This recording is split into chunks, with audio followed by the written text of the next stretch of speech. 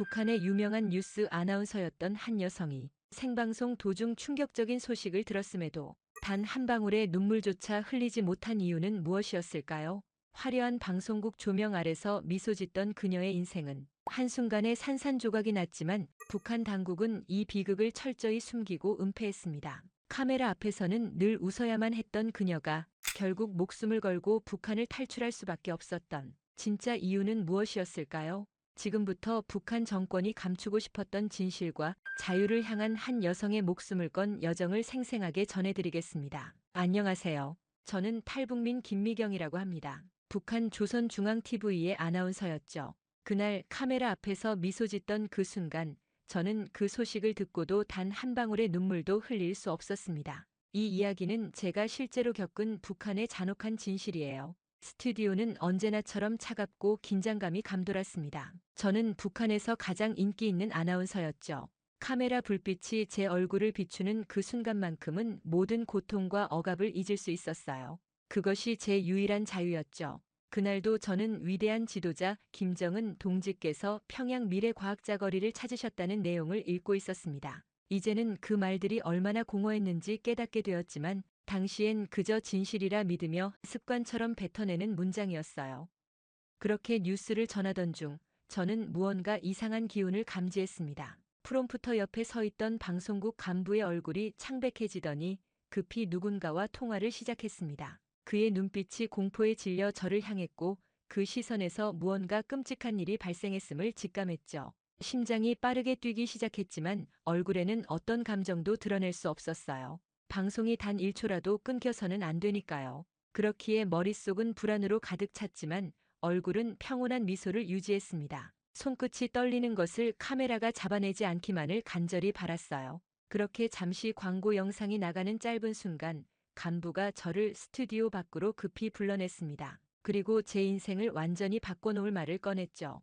방금 전 청진발 열차가 탈선했다는 소식이었어요. 제 남편 성호도 그 열차에 타고 있었죠. 순간 제 온몸에서 피가 빠져나가는 듯 했습니다. 숨조차 쉬기 어려워졌어요. 머릿속에서는 불과 며칠 전 남편이 꼭 돌아올게라고 했던 마지막 인사가 반복해서 울렸습니다. 하지만 간부의 냉정한 목소리는 계속해서 이어졌습니다. 생존자가 거의 없다는 말과 함께 400명 이상이 사망한 대형 사고라는 충격적인 말이 제 귓가를 때렸죠. 그 순간 제 몸이 얼어붙었고 모든 것이 멈춘 듯 했습니다. 남편을 잃었다는 현실이 저를 덮쳤어요. 이윽고 간부는 제 어깨를 강하게 움켜쥐며 우선은 당장 스튜디오로 돌아가 저녁 종합뉴스를 계속 진행하라고 명령했어요. 그 순간 충격으로 멍한 상태에서 저는 그의 말을 제대로 이해하지 못했습니다. 400명이 넘는 사람들이 죽었는데 그것도 제 남편이 죽었는데 이 사고가 북한에서는 존재하지 않는 일이 되어야 한다니요? 하지만 간부의 눈빛에서는 어떤 반항도 용납하지 않겠다는 의지가 느껴졌어요.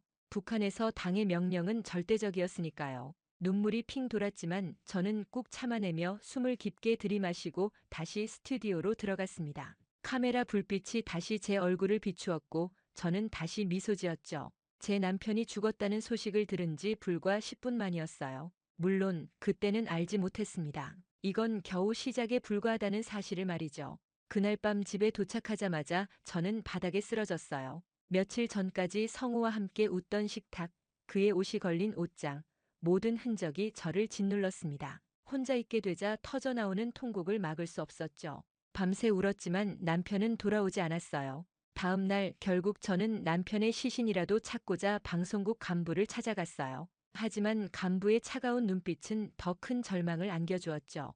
사고 현장은 이미 통제되었고 시신들은 모두 처리되었다는 것이었습니다. 남편의 유해를 찾을 방법은 없었어요. 더 끔찍한 것은 사고 자체가 북한 역사에서 완전히 지워진다는 사실이었습니다. 이 사고는 없는 사고로 처리할 것이라는 지침이 내려왔다는 소식은 저를 완전히 무너뜨리고 말았어요. 400명이 넘는 사람들이 죽었지만 그 가족들은 저와 같은 상황에 놓였죠. 공식적으로 사고가 없었으니 장례식도 불가능했어요. 단지 불의의 사고로 처리될 뿐이었습니다. 북한은 사고 현장을 밤새 치우고 증거를 모두 없앴어요. 순간 참을 수 없는 분노가 가슴에서 타올랐어요. 성우는 한 번도 당과 수령을 의심하지 않았습니다. 오히려 충성스러운 당원으로 북한 체제를 위해 일했죠. 그런 그가 죽고 나서조차 존엄성마저 부정당하는 현실이 제 마음을 찢어놓았어요. 방송국에서 동료들은 아무 일도 없었던 것처럼 행동했어요. 누구도 남편에 대해 묻지 않았고 사고도 언급하지 않았습니다. 친구들조차 눈빛으로만 위로했죠. 북한에서 금기된 진실을 말하면 모두가 위험해지니까요. 저는 방송을 계속했어요. 김정은의 지도력과 북한의 승리를 미소로 읽어갔죠. 하지만 제 영혼은 이미 죽어 있었습니다. 매일 밤 혼자 남은 집에서 성호의 흔적을 더듬으며 눈물로 밤을 지새웠어요. 일주일 후 청진에서 온 소식으로 사고 진실을 알게 되었어요. 열차는 노후된 선로와 과적으로 탈선했고 승객들은 탈출할 시간도 없이 목숨을 잃었습니다. 당국의 관리 소홀이 부른 참사였죠. 북한은 이 실패를 절대 인정하지 않았어요. 남편의 책상을 정리하다 성호가 몰래 써온 일기장을 발견했어요. 그 안에는 북한 체제에 대한 의문과 자유에 대한 갈망이 있었습니다. 성우는 겉으로는 충성스러웠지만 마음은 모순을 알고 있었죠. 마지막 페이지에는 언젠가 우리도 자유롭게 살 수 있을까? 라고 적혀 있었어요. 그 순간 제 마음에 무언가 깨어났습니다. 이 거짓된 체제에서 더 이상 살 수 없다고 결심했죠. 북한은 남편을 죽이고 존재마저 지웠어요. 저는 그의 꿈, 자유를 향한 갈망을 지켜야 했습니다. 이제 북한을 떠나는 것만이 남은 길이었죠. 하지만 북한을 떠나기로 결심한 그날 밤 예상치 못한 일이 벌어졌어요. 방송국 간부가 저를 불러 충격적인 소식을 전했습니다. 김정은이 저를 직접 호출했다는 것이죠. 온몸에 소름이 돋았습니다. 방송으로 그의 얼굴을 봐왔지만 실제로 마주한다는 것은 전혀 다른 일이었어요. 검은색 차에 실려 한밤중에 평양 외곽으로 이동했습니다. 창밖 풍경이 낯설어졌어요. 차는 산속 깊은 곳으로 들어가 거대한 지하시설 앞에 멈췄습니다. 그곳은 고위층조차 접근할 수 없는 김정은의 비밀 별장이었죠. 입구에서 철저한 신체 검사를 받았어요. 손가락 하나까지 확인하며 어떤 물건도 소지하지 못하게 했습니다. 흰색 약이 든 물을 마시도록 강요받았죠. 약을 마신 후 몸이 무거워지는 느낌이 들었습니다. 의지와 상관없이 순종적인 상태가 되는 약물이었어요. 지하 깊숙한 곳으로 안내되었습니다. 겉으로는 검소한 지도자였지만 그의 사적 공간은 호화로움 그 자체였어요. 벽에는 서양 명화들이 걸려 있고 바닥은 이탈리아산 대리석이었습니다. 주민들이 굶주리는 동안 그는 사치를 누리고 있었죠. 긴 복도를 지나 넓은 방으로 들어갔어요. 김정은이 앉아 있었습니다. 그의 눈빛에는 권력에 취한 냉기가 서려 있었죠. 저를 위아래로 훑어보며 웃었습니다. 그 순간 왜 불려왔는지 본능적으로 알게 되었어요. 김정은은 제가 방송에서 보여준 모습이 마음에 든다고 했습니다. 특히 남편의 죽음을 알고도 방송을 이어간 절제력이 인상적이었다는 말까지 덧붙였죠. 그 말에 속으로 치를 떨었어요. 남편의 죽음을 알면서 은폐한 자가 저를 칭찬하고 있었습니다. 약물 효과로 저는 반항할 수 없었어요. 몸은 그의 명령에 따랐지만 의식은 또렷했습니다. 그것이 더 큰 고통이었죠. 김정은은 저를 마음대로 다루었어요. 인간 이하의 취급을 받으며 저는 그날 최악의 수치심을 경험했습니다. 모든 것이 끝난 후 그는 아무 일도 없었다는 듯 저를 내보냈어요. 집으로 돌아오는 동안 온몸이 떨렸습니다. 약물 효과가 사라지며 현실이 선명해졌죠. 제가 존중받는 아나운서라 생각했지만 실상은 권력자의 도구에 불과했어요. 집에 돌아와 욕조에 뜨거운 물을 채우고 몸을 담갔습니다. 아무리 씻어도 더러움이 가시지 않았죠. 온몸에 멍이 들었지만 더 깊은 상처는 마음에 남았어요. 인간 존엄성이 완전히 짓밟힌 느낌이었습니다. 그날 밤 죽음을 생각했어요. 면도칼을 들고 한참을 바라보았습니다. 문득 성호의 일기장에 적힌 글이 떠올랐죠. 언젠가 우리도 자유롭게 살 수 있을까? 그 말이 저를 붙잡았어요. 살아서 이 지옥 같은 곳을 벗어나 북한의 진실을 알려야 했습니다. 다음 날 어머니를 찾아갔어요. 제 얼굴을 본 어머니는 모든 것을 눈치채셨습니다. 어머니 앞에서 무너졌어요. 모든 일을 털어놓았습니다. 어머니는 제 손을 잡으며 이제 떠나야 할 때라고 말씀하셨죠. 그날부터 저와 어머니는 탈북이라는 위험한 도전을 준비했습니다. 북한에서 탈출은 죽음을 각오해야 하는 일이었어요. 국경을 넘다 발각되면 총살이나 정치범 수용소 행이 기다리고 있었죠. 하지만 더 이상 이 체제 속에서 숨쉬기가 힘들었습니다. 탈북의 첫 단계는 정보 수집이었어요. 저는 방송국 아나운서라는 지위를 이용했습니다. 평소 접하기 어려운 고위층들과 대화할 기회가 있었죠. 그들의 말과 행동에서 국경 상황에 관한 정보를 얻어냈어요. 단속이 심한 구간, 경비가 느슨한 지역을 파악했습니다. 두 번째는 자금 마련이었어요. 국경을 넘고 중국에서 생존하려면 돈이 필요했습니다. 저희는 몰래 장마당에서 장사를 시작했어요. 어머니가 만든 수제 비누를 팔았죠. 북한에서는 생필품이 부족해서 비누는 인기 물건이었습니다. 밤새 비누를 만들고 새벽에 가서 팔았어요. 위험했지만 돈을 모아야 했습니다. 세 번째는 탈출 경로 설정이었어요. 압록강을 건너 중국으로 가는 것이 일반적인 방법이었죠. 하지만 국경 경비는 날이 갈수록 심해지고 있었습니다. 저희는 다른 접근법을 택했어요. 제가 청진으로 출장 갈 기회가 있었습니다. 청진은 국경과 가까운 도시였죠. 저는 업무상 이유로 청진행 여행 허가증을 받아냈어요. 준비 과정에서 가장 어려웠던 것은 심리적 압박감이었습니다. 매일 누군가 저희를 감시하고 있다는 느낌에 시달렸어요. 밤에는 불안감에 잠을 이룰 수 없었습니다. 어머니는 그런 저를 위로하며 용기를 주셨죠. 어머니의 강인함에 저는 다시 일어설 수 있었어요. 출발 전날 저는 남편의 추모 공간을 찾았습니다. 공식적인 무덤은 없었어요. 북한은 그의 죽음을 인정하지 않았으니까요. 북한을 떠난다는 것은 성우와의 마지막 작별을 의미했어요. 그곳에서 마지막 인사를 나누며 눈물을 참을 수 없었습니다. 출발일 저와 어머니는 평소보다 조금 더 화려하게 차려입었어요. 의심을 피하기 위함이었죠. 저는 방송국 출장 가방을 들고 어머니는 친척 방문을 핑계로 동행했습니다. 기차역 검문의 긴장감은 말로 표현할 수 없었어요. 심장이 터질 것 같았습니다. 하지만 아나운서라는 지휘 덕분에 검문은 간단히 끝났어요. 청진에 도착한 저희는 미리 연락해둔 브로커를 만났습니다. 그는 저희에게 국경을 넘는 방법과 중국 연락처를 알려주었어요. 그의 도움으로 국경 근처 산간 마을까지 이동했습니다. 그곳에서 하룻밤을 보내며 마지막 탈출 준비를 했어요. 북한을 떠나는 순간 복잡한 감정이 밀려왔습니다. 한평생 살아온 땅을 떠난다는 슬픔, 새로운 세상에 대한 두려움, 자유를 향한 희망이 뒤섞였어요. 어머니는 제 손을 꼭 잡아주셨죠. 서로에게 마지막 힘이 되어 주었습니다. 다음 날 새벽 국경 경비대가 교대하는 시간에 압록강을 건널 예정이었어요. 그날 밤 어머니와 저는 떨리는 마음으로 마지막 대화를 나눴습니다. 성공하면 자유를, 실패하면 죽음을 맞이할 테니까요. 어머니의 눈빛은 확고했어요. 자유를 향한 결심이었습니다. 이후 얼어붙은 압록강 앞에 서니 북한을 떠난다는 것이 현실로 다가왔습니다. 그날은 1월 중순, 영하 20도를 넘는 한파가 몰아쳤어요. 추위로 몸은 떨렸지만 자유를 향한 열망은 더욱 뜨거워졌습니다. 브로커가 알려준 시간은 새벽 4시 경비병 교대 시간이었죠. 저희는 눈이 하얗게 내리는 밤 강변으로 몰래 다가갔어요. 온몸을 하얀 옷으로 감싸 눈과 섞이도록 했습니다. 멀리서 경비병의 손전등 불빛이 보였죠. 심장이 목구멍까지 올라왔어요. 탈북 중 발각되면 즉시 사살이라는 것을 알았습니다. 시간이 되자 신호에 따라 강으로 내려갔어요.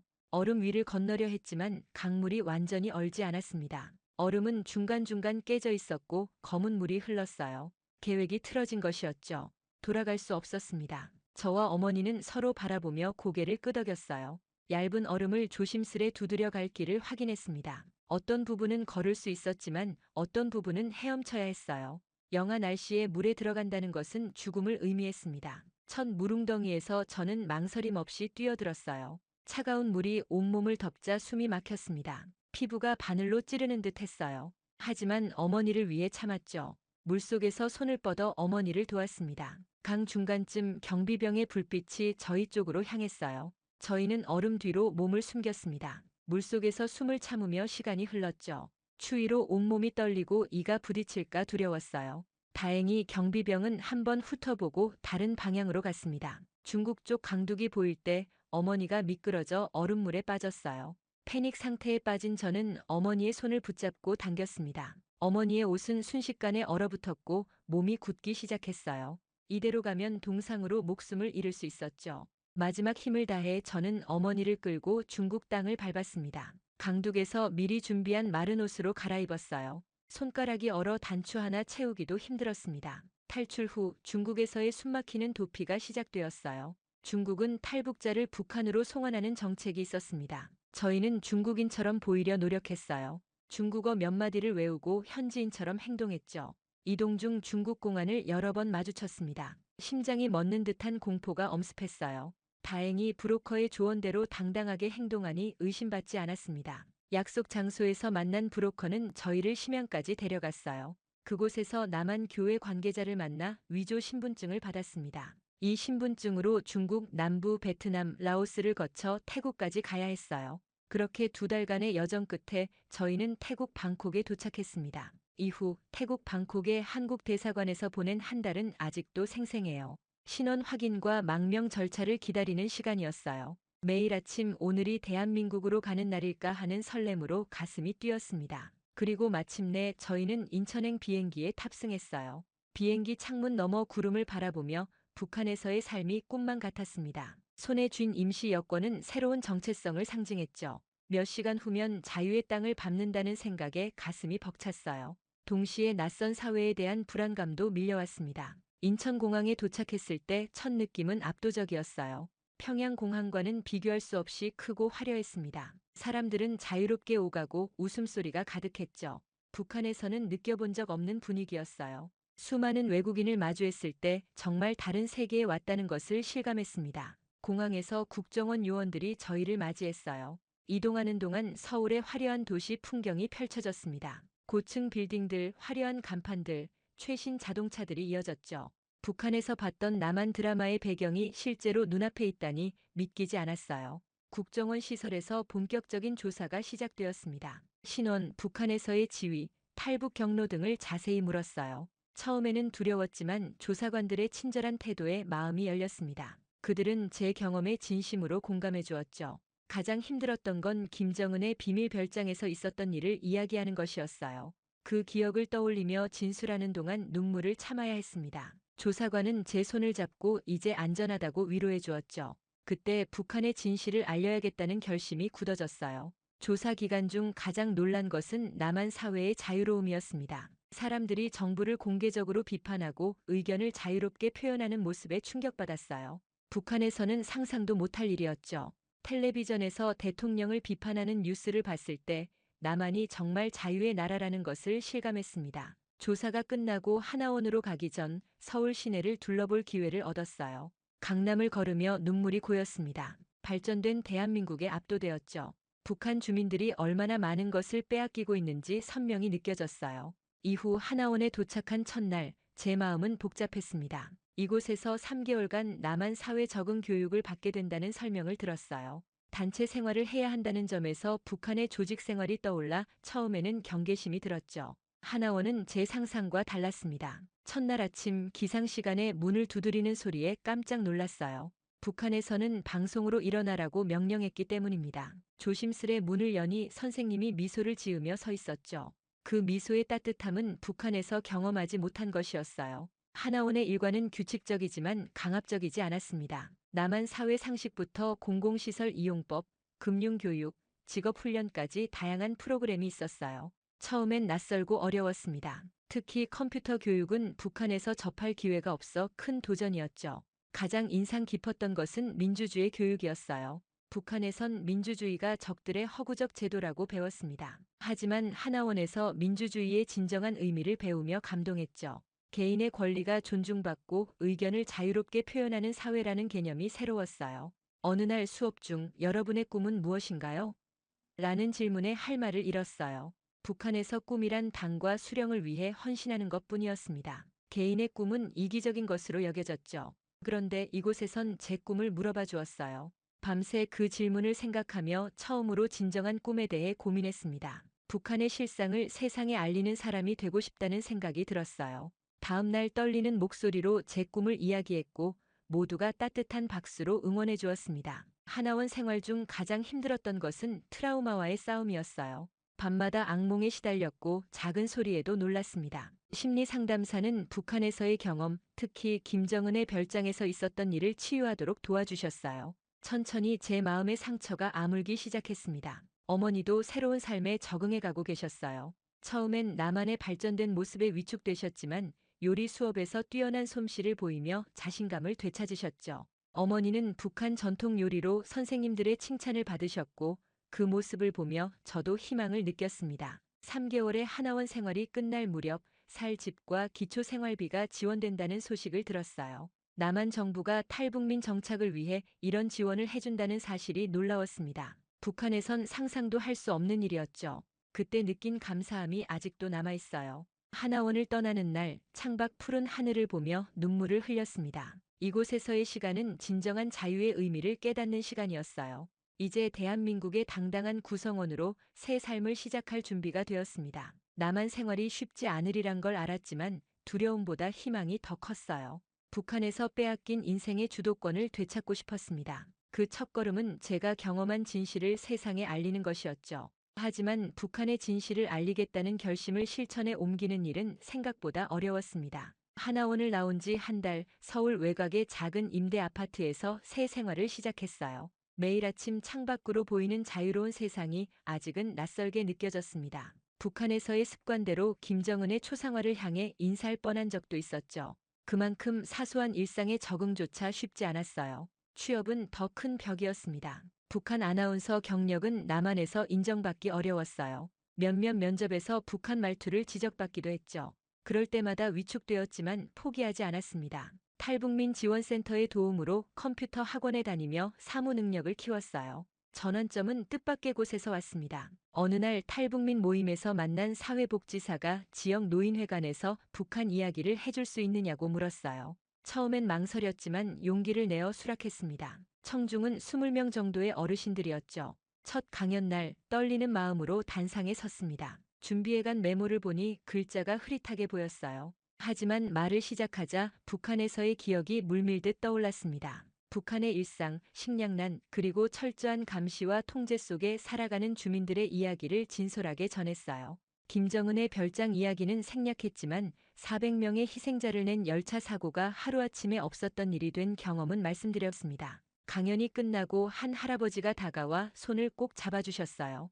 6.25 전쟁 때 북에 두고 온 가족 생각이 난다며 눈시울을 붉히셨죠. 그 순간 제가 해야 할 일이 무엇인지 선명해졌습니다. 북한의 진실을 알리는 것은 제 의무였어요. 그 후로 강연 요청이 늘어났습니다. 처음엔 작은 지역 모임들이었지만 점차 규모가 커졌어요. 각종 시민단체, 학교, 기업 연수까지 다양한 곳에서 북한의 실상을 전했습니다. 강연 횟수가 늘수록 자신감도 커졌죠. 북한 아나운서 시절의 말하기 능력이 다시 빛을 발하기 시작했어요. 강연에서 만난 분들의 반응은 다양했습니다. 눈물 흘리는 분들, 분노하는 분들, 때로는 의심의 눈길을 보내는 분들도 있었어요. 하지만 대부분은 북한 주민들의 고통에 공감하며 어떻게 도울 수 있는지 물어보셨습니다. 그런 질문을 받을 때마다 제 선택이 옳았다는 확신이 들었어요. 강연 활동은 제게 경제적 자립도 가져다 주었습니다. 처음엔 작은 사례비만 받았지만 점차 전문 강연자로서 인정받게 되었어요.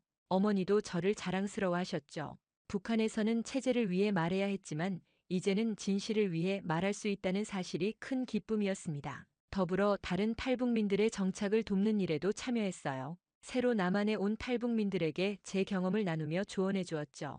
특히 젊은 탈북 여성들이 김정은의 별장에서 제가 겪은 일과 비슷한 경험을 했다는 사실을 알게 되었을 때는 가슴이 무너지는 듯 했습니다. 그들의 트라우마 치유를 돕는 일은 제 상처를 치유하는 과정이기도 했어요. 그렇게 강연 활동이 활발해질수록 제 마음 한구석에는 여전히 북에 두고 온 기억들이 자리하고 있었습니다. 밤이면 남편 성호의 얼굴이 선명하게 떠올랐어요.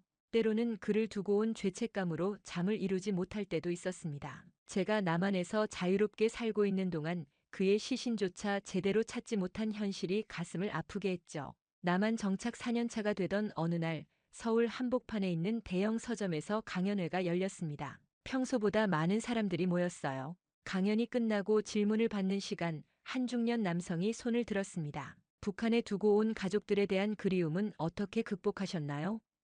그 질문에 제 목소리가 떨렸어요. 처음으로 공개적인 자리에서 남편 이야기를 했습니다. 400명의 희생자를 낸 열차 사고로 남편을 잃었지만 북한이 그 사고 자체를 부정했다는 진실을요.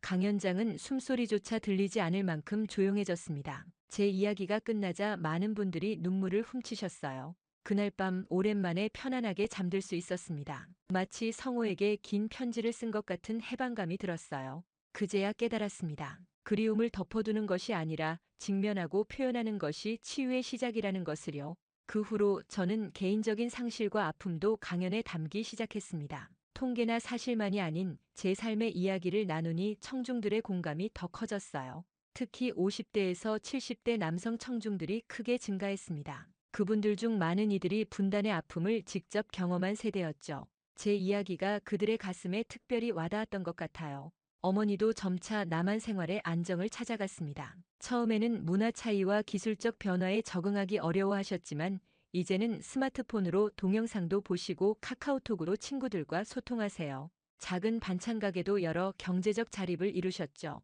어머니의 북한식 김치는 동네에서 꽤 인기가 있답니다. 남한 정착 5년 차가 되던 해 저는 큰 결심을 했습니다. 탈북민 지원 단체를 설립한 것이에요. 강연을 통해 모은 후원금과 제 적금을 털어 작은 사무실을 마련했죠. 특히 북한에서 성폭력을 경험한 여성 탈북민들의 심리 치유와 남한 적응을 돕는 프로그램에 중점을 두었습니다. 저와 비슷한 경험을 한 이들이 새 삶을 찾도록 돕는 일은 제게 큰 의미가 있었어요. 단체 활동을 통해 많은 탈북민들을 만났습니다. 그들의 이야기를 듣고 함께 울고 웃으며 서로를 치유해 갔어요. 함께 명절을 보내고 생일을 축하하며 새로운 가족 같은 공동체가 형성되었습니다. 북한에 두고 온 가족에 대한 그리움은 여전했지만 이제 그 빈자리를 새로운 인연들이 채워주고 있었어요. 서울 한강공원에서 단체 회원들과 소풍을 갔던 어느 봄날 문득 깨달음이 찾아왔습니다. 제가 남한에 온 지 벌써 6년이 되었고 이제 이곳이 진정한 제 집이 되었다는 사실이요.